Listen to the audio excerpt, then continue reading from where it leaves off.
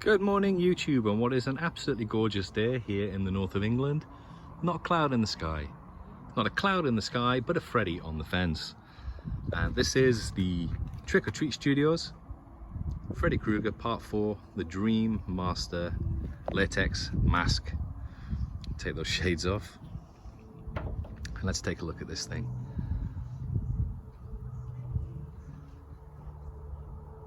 Really good sculpt by Justin Maybury. The last mask I owned from Justin was the Halloween Michael Myers Part 2, which I was really impressed with. Obviously a very talented guy, and here he's managed to capture Robert Englund's likeness very well. You can see Englund underneath the prosthetics, if that makes any sense, at least to my eye. I think it's that he's done a really great job. Let's have a look at the back of the mask. Maybe a split there so you can get it on and off. Obviously it's wearable. Nice gnarly detail on those burn scars, and I don't know if you can see in this light, but it's obviously these areas are highlighted. They're kind of glossy and wet looking. Now in terms of size, I think this is a medium-sized mask. You may require a slight little bit of sponge padding or a plastic bag, you know, depending on the size of your head, just to get a nice tight fit on this. It's not a huge mask though.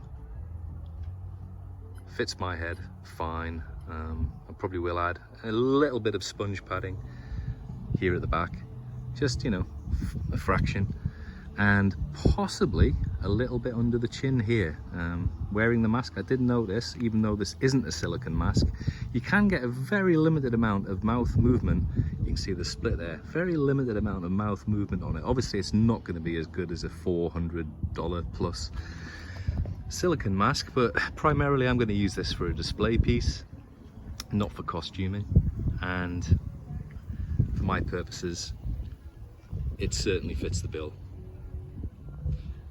and the budget. Now I didn't order the hat. There's a deluxe set. The deluxe set is exactly the same mask as this, however it comes with a hat. I wasn't impressed looking at reviews of the hat, the Fedora that came with the set. I really just think it was a cheap looking hat, not shaped. There was nothing special about it, so you're better off just buying this mask and then getting a separate Fedora. For my part, I've got this Indiana Jones Fedora, which I've owned for many years.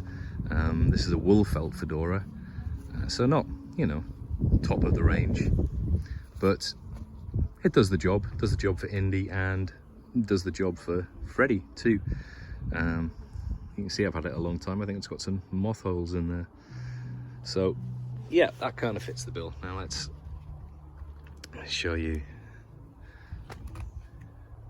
with that on. Just adjust it to get the desired fit.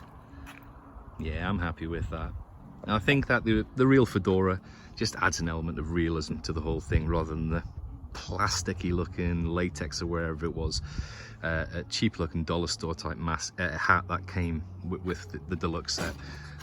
Usually super complimentary about everything Trick or Treat put out, but I wasn't impressed with that hat. So there we go. We'll take one last look. I'll take the hat off so you can look at his head. This is the Trick or Treat Studios, A Nightmare on Elm Street Part 4, the Dream Master Freddy Krueger Latex Mask. Take it easy.